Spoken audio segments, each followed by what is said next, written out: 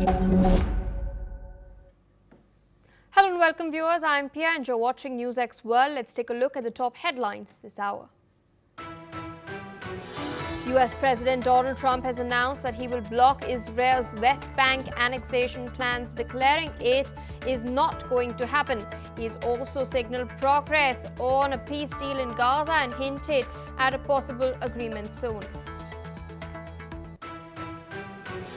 Yemen's Houthis have claimed that Israeli airstrikes have killed 2 and wounded 48 in Sanaa. Slamming the attack as brutal, it comes even as civilian casualties mount in the rebel-held Yemeni capital amid escalating tensions. Donald Trump has signed an executive order to sell TikTok's US operations to American and global investors, valuing the deal at $14 billion. The move aims to address national security concerns with key investors like Michael Dell and Rupert Murdoch involved. Former FBI Director James Comey denies criminal charges, claiming innocence after indictment for false statements and obstruction. President Trump has celebrated his indictment, calling Comey one of the worst and urging further action against other critics. The US President has announced a 100% tariff on branded and patented pharma imports starting on the 1st of October. New duties also target kitchen cabinets, furniture and heavy trucks as part of the latest trade move aimed at boosting domestic manufacturing in the US. Russian President Vladimir Putin has met the IAEA chief Rafael Grossi in Moscow to discuss nuclear energy, non-proliferation and safety. Grossi has expressed gratitude for support, highlighting ongoing efforts in nuclear security and global cooperation on energy challenges. US President Donald Trump has met his Turkish counterpart Erdogan at the White House and has urged Turkey to stop buying oil from Russia amid the Ukraine war. Trump has also discussed sanctions, F-35 fighter jets and Turkey's influence over Moscow in the conflict. The first formal trial of South Korean former President Yoon Suk-yeol opened today. He faces charges of obstructing official duties and abuse of power linked to last year's martial law crisis. This is his first appearance in 85 days after missing previous hearings on health grounds.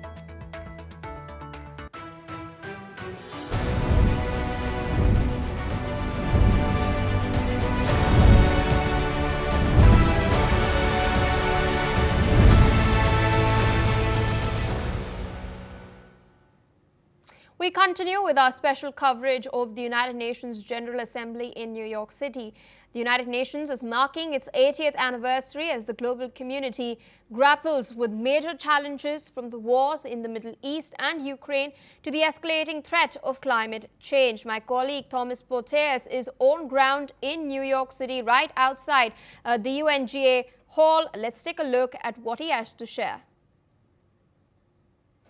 Okay, you join us here in the United Nations General Assembly Hall, where Yemen's Rashad al-Amini has just finished speaking. He highlighted the ongoing crisis in his country as the Houthis continue to operate out of the south of Yemen. Of course, this follows a day after there was a strike on Israel, which injured 22 people. Videos of that on the internet are circulating, and now Yemen's international body are calling for help in this matter. I want to read a quote now from the internationally recognized Presidential Council leader. He said, "Our people are living in one of the gravest humanitarian crises, facing security threats that transcend our borders and spread to the region and the entire world." That is what he said, accorded to a United Nations provided translation.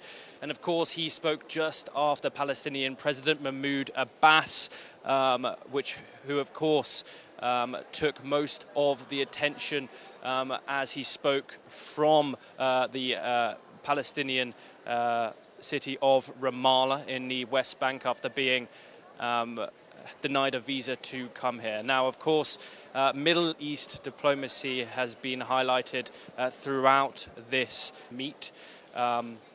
And so we will continue to bring you that and all of the developments moving forward. All right, there was Tom walking our viewers through what exactly Rashid Al-Alimi, chairman of the Presidential Leadership Council of Yemen, had to tell the United Nations. And speaking of Yemen, we're now learning that the Huthis have reported that an Israeli air raid struck the rebel-held capital of Sanaa, targeting civilian facilities and infrastructure.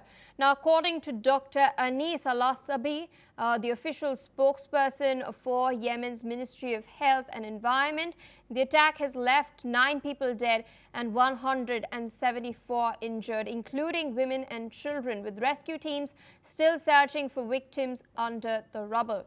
Meanwhile, the Israeli military has stated that dozens of aircraft struck Houthi security, intelligence and military sites, describing the raid as their most powerful response yet to repeated Houthi drone and missile attacks on Israel. Additionally, Israel's defense minister Katz has now claimed that the strikes eliminated dozens of Houthi terror operatives, although Houthi-affiliated media reported civilian casualties as well. Now, this escalation follows a Houthi-claimed drone attack on a hotel in Israel's Red Sea port city of Eilat on Wednesday, which injured 48 people. And it comes after a series of Israeli strikes on Yemen's key port of Hodeidah. Shifting focus to more developments, we're now learning that US President Donald Trump has stated that he spoke with Israeli Prime Minister Benjamin Netanyahu and other leaders in the Middle East as part of efforts to end the war in Gaza.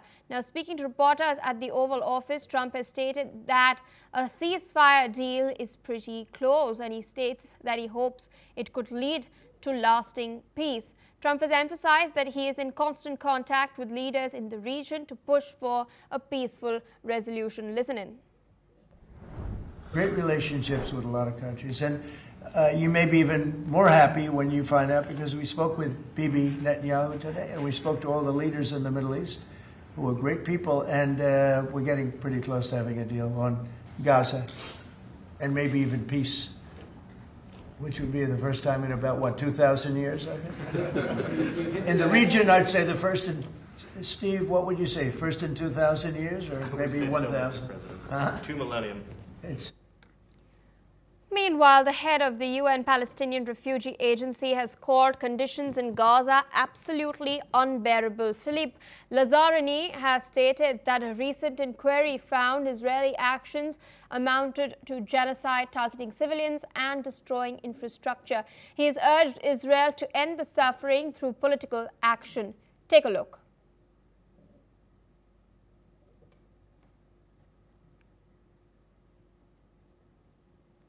On a daily basis, against all odds, our staff continue to provide primary health.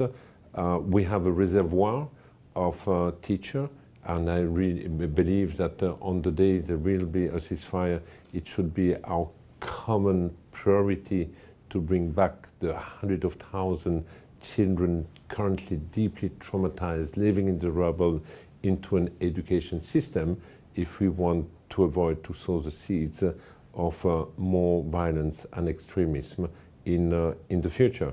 You had the Commission of Inquiries, which concluded that this is amounting to genocide. Many other organizations have come to the same conclusion, and the real question one day will be, what have we done? With us on the broadcast is Professor Rohan Gunaratne, International Affairs expert, joining us from Singapore. Thank you, sir, for taking our time speaking to us on NewsX World. This is not the first time Trump has made such statements, saying that his administration has been speaking to the Arab Gulf nations as well as Israel, that negotiations are taking place and they're heading forward and going in a rather, quote-unquote, good direction. Now he says that he's pretty close to cracking a peace deal. Do you think such a deal is on a horizon? Certainly there is, because he has proposed a peace plan. And this peace plan was discussed during the UN General Assembly with the Arab leaders and with the leader of Turkey, Erdogan. So what we are seeing is Trump is in close discussion with countries around Israel, and of course countries that are very concerned about the developments in Gaza. So I believe that this is the best chance of having a ceasefire. There will be no ceasefire until Hamas release the hostages and surrenders, according to Netanyahu. So right now there is a difference of opinion on how to achieve peace. And also, President Trump has done something else. He has told very clearly that West Bank or Judea and Samaria will not be annexed. So I think it is a position that he has taken that has made the Arab countries cooperate with Trump in moving forward with a peace agreement. All right, so I request you to stay on with us. We're tracking further updates with regards to the Middle East. We're now learning that Swedish activist Greta Thunberg and fellow campaigners were seen in high spirits aboard vessels in a flotilla attempting to deliver aid to Gaza as the group seeks to challenge Israel's naval blockade of the enclave for the third time. The global Sumud flotilla, consisting of about 50 civilian boats, aims to end the blockade which Israel has stated that is necessary to prevent arms from reaching Hamas. Now, Thunberg accused Israel of systematically starving Gaza, citing UN findings as evidence of genocide, and called on governments to halt arms transfers and apply diplomatic pressure as well. Israel, meanwhile, has denied these allegations, stating that the blockade is a security measure and has accused flotilla activists of supporting the terror group. Meanwhile, Italy and Spain dispatched Navy ships following an incident near the Greek island of Gavdos, while Greece promised safe passage for boats in its waters and has informed Israel of Greek citizens aboard. Meanwhile, Greece's Minister of Foreign Affairs and Spain's Foreign Minister have reacted. Take a look at what they've had to say. The mandate of the mission is very clear.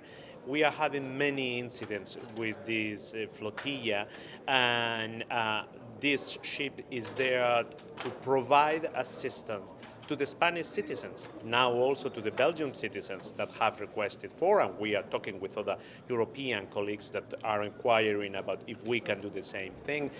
And once again, I want to put the stress, we are talking about a peaceful humanitarian flotilla, this sort of fleet, that is no threat to anyone, not threat for Israel, and that has only one objective that the Spanish government share, and is that the humanitarian assistance, the food stuff, can access freely to the people in Gaza.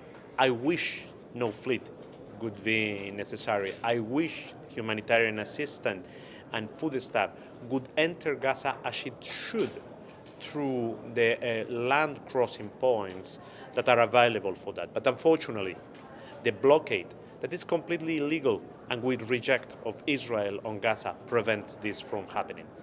What is happening now is there is a number of boats sailing towards Gaza. There is a small number of boats currently at the ports of Crete. And we will guarantee the safe sailing. That's important. We have already informed the Israeli government about the participation of Greek citizens into this, and we will make sure that everything goes well. It goes without saying that we are in principle in favor of the right of everyone to just exercise their freedom of speech and expression. On the other hand, we have to be very cautious because we're speaking about a war territory. We will make sure that security is adequate. With us on the broadcast is Professor Rohan Gunaratne, So, interesting news coming in as far as the global Sumut flotilla is concerned. We do know that there was an attack a while back and these boats were targeted off the coast of Greece. Italy and Spain, meanwhile, have dispatched their naval ships. Greece also backing the flotilla. Meanwhile, German arms exports to Israel have now come to a halt with an embargo. We've seen other European nations such as France, the UK and Belgium also recognizing the state of Palestine, calling for humanitarian channels to open as well. With all of this international pressure now mounting on Netanyahu, in your assessment, will the Israeli naval blockade come to an end? The Israelis will maintain the naval blockade because it is a matter of national security for Israel. We saw that Hamas-led terrorist groups launched a massive terrorist massacre in 2023, October 7th. And since then, Hamas has been holding Israeli and other foreign nationals as hostages. This flotilla should have accepted the Israeli offer and gone to the Israeli port of Ashkelon rather than trying to breach the naval blockade. The naval blockade is due to security reasons. Everyone should understand that. And I believe that anyone who talks about the suffering and the misery of the people of Gaza, they must also speak about the hostages that Hamas is holding and ask Hamas to release them and disarm. The moment Hamas disarms and the moment Hamas releases those hostages, there'll be absolutely no problem of anyone sending supplies to Gaza Strip because Hamas has been controlling the distribution of aid. So I believe that everyone should look at this situation compassionately, looking at the suffering of the Palestinian people, but also look at a terrorist group that staged a brutal massacre still holding hostages. So both these issues needs to be addressed. All right, so with that, I would like to thank you for taking out time, sharing your analysis with us on NewsX World. With that, viewers, we're shifting focus away from the Middle East towards more developments coming in. We're now learning that Russia's defense ministry has stated that its forces are continuing operations on several fronts. Meanwhile, Ukraine has claimed successful strikes on key targets within Russia. The defense ministry has added that its latest briefing in over the past 24 hours that the control over the settlement of Kirovsk in the Donetsk region was nearing completion. The ministry has claimed that the strikes on 142 Ukrainian sites, including long-range drone storage and launch sites, as well as temporary deployment points of Ukrainian forces and foreign fighters. Ukrainian President Volodymyr Zelensky, meanwhile, has said that US President Donald Trump had given direct support for strikes on Russian energy and defense industry targets. Zelensky has stressed that Ukraine would respond in kind if Russia continued to hit Ukrainian energy infrastructure. Meanwhile, Donald Trump has pointed out that Ukraine has a chance of regaining its territory that Russia has annexed. He's also stated that they had a shot, as he has stated that he's very dissatisfied with what Russia is doing. Listen in. Well, because I've been watching the way what Russia's been doing. I'm very dissatisfied with what Russia's doing and what President Putin is doing. I haven't liked it at all. He's killing people for no reason whatsoever, and they are doing very poorly considering they have put it all out on the line. Their economy is going to hell. They're bombing the hell out of everything, and they're picking up a very little territory, if any. In fact, they're losing some territory. So I think it's been very bad for the reputation of Russia. This war should have been over.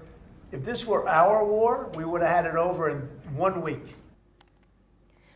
With us on the broadcast is Mr. Glenn Grant, former advisor to the Ukrainian defense minister, joining us from Kiev.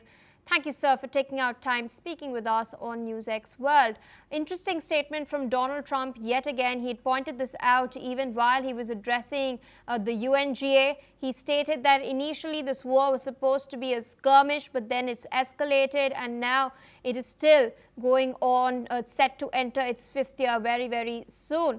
With this U-turn, once again, in your assessment, is Trump finally waking up to the ground realities?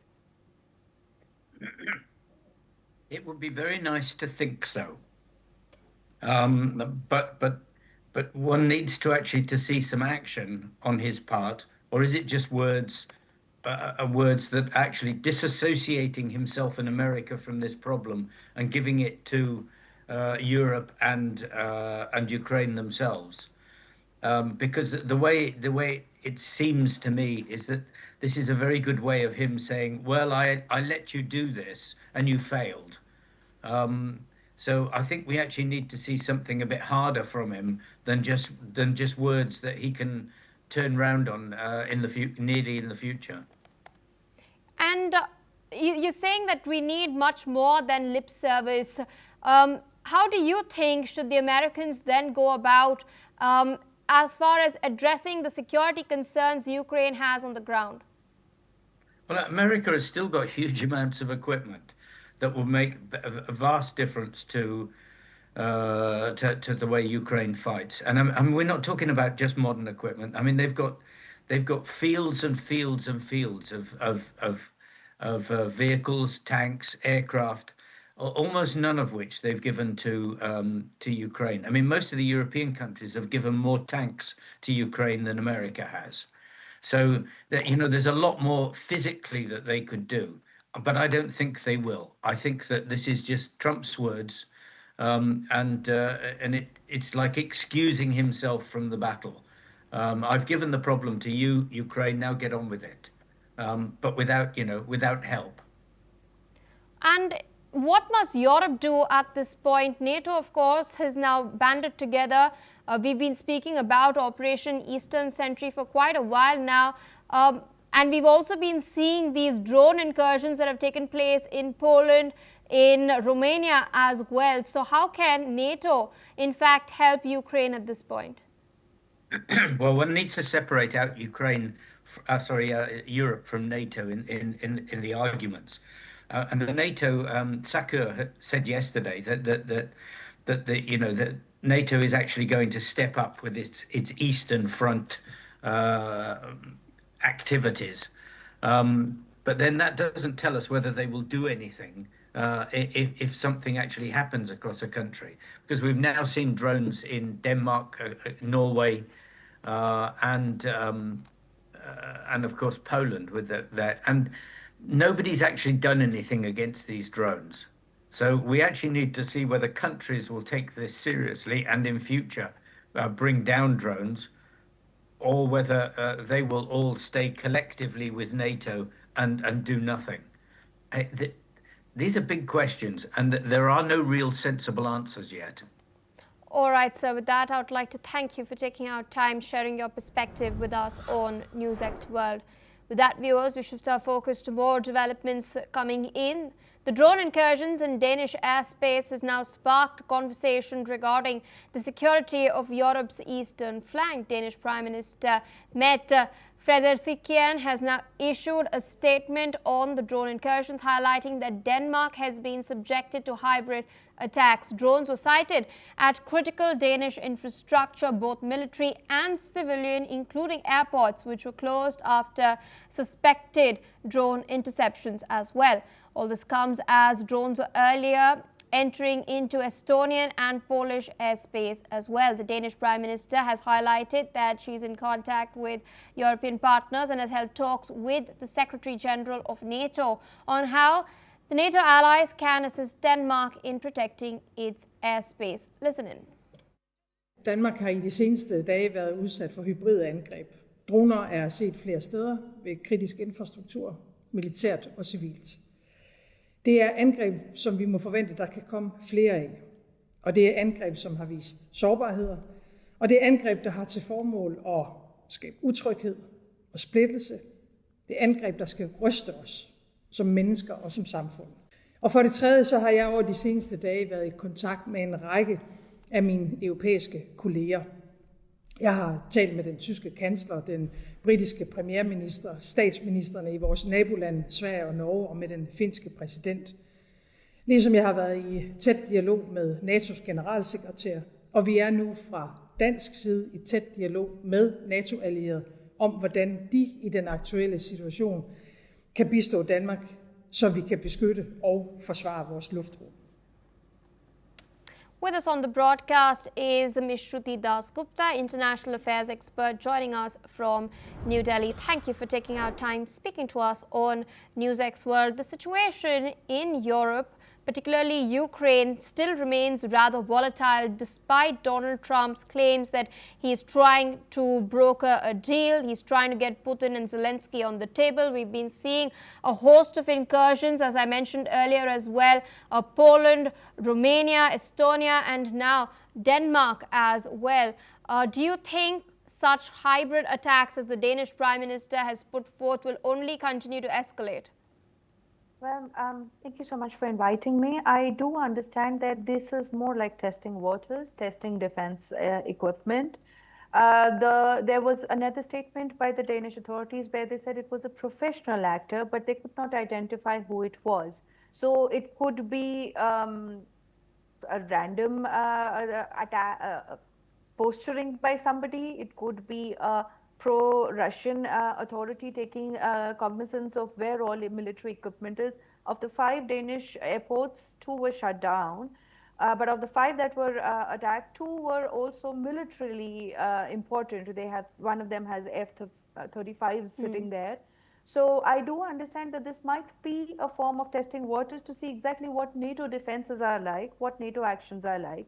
Till date, no matter of the 5 nations that have reported and I'm putting air quotes on this when I say an interference by Russian forces into their sovereign airspace, none of them proved that Russia did it. Even in Poland, which has raised the Article 4 and said a house roof had collapsed, we later found out that it had probably collapsed by the NATO equipment that was fired at the drones at that particular time. That missile or its remnants hit the house. So we do not know exactly how and what is the purpose of this kind of posturing by EU nations, but this eastern flank is definitely pushing forth by trying to posture and present Russia as a global aggressor so that there is an atmosphere of fear amongst all NATO nations and they can come to a conclusion of declaring an all-out NATO-related war rather than just centering it on Ukraine, because right now it's just Ukraine versus Russia, although NATO is preparing forces, sending money, aid and equipment, and Russia has its own set of people supporting it. But such an attempt to twist the narrative or tweak it out of proportion would probably lead to a larger scale war, which is exactly what NATO wants, so that the other forces can step in, because from what I read of the situation, the Ukrainians are taking a heavy pummeling. Donald Trump in his own statement has said they lose many men a week, a day per se, and the territories are being lost. There's definitely that. Even IAE has come out and said that they've just prevented, the Ukrainians have just prevented an attack on their nuclear power center recently. So this shows that Russia is moving forth, it is stronger no matter what rhetoric is being put out in the mainstream media. And now NATO needs to step up the game, and this is probably part of the tactics. Either they prove that Russia did it, or if they cannot prove that Russia is doing this, they're just fear-mongering so that they can unite and upscale this war. Indeed, interesting developments had taken place earlier as well. We'd seen a meeting had taken place between Marco Rubio and Sergei Lavrov in New York on the sidelines of the 80th UNGA session. Zelensky had spoken as well. And one interesting thing he pointed out was Ukraine's very visible frustration with the structure of the UN Security Council, with the fact that Russia has permanent membership and veto power as well. With that, Ms. Das-Gupta, I'd like to thank you for taking our time speaking to us on NewsX World, sharing your analysis of what's going on in Europe. But viewers, some fresh news coming in from Australia. Australia's Health Minister Mark Butler has criticized the Trump administration following the announcement of new US tariffs, including 100% duties on branded pharmaceuticals. Butler has called the measures unfair and unjustified and has stated that Australia is pushing to maintain tariff-free trade with the US, which has been in place for more than 20 years. The tariffs apply unless companies have started building manufacturing plants in the United States, which is part of Trump's ongoing efforts to boost domestic production. Listen in to what Australia's health minister had to say. We buy more pharmaceutical products from the US by quite a distance than they buy from us. It is not in the American consumer's interest to impose a higher price on the exports from Australia to America, particularly given the degree to which their exporters to Australia benefit from that free trade as well. But we're examining the latest announcement. We're talking to companies who might be impacted by it, because obviously there are some qualifications the President mentioned this morning about whether or not a company has some capital investment plans in train in America, and a number of the companies from Australia do have that capital investment underway. But I make this point, none of these latest announcements for the US administration make a jot of difference to our determination to protect the PBS. Shifting focus to more developments coming in, Taiwan has continued search and rescue operations following deadly flooding in Hualien County, which was caused by Super Typhoon Ragasa. The storm's outer bands have rained heavily on the east coast, which caused a mountain barrier lake to overflow and unleash a wall of water and mud on the town of Guangfu. Now, authorities have revised the death toll to 14, with 11 people still missing, and has noted that many of the victims were elderly or disabled and unable to evacuate to higher building floors. Listen in to a few locals who were affected by the floods.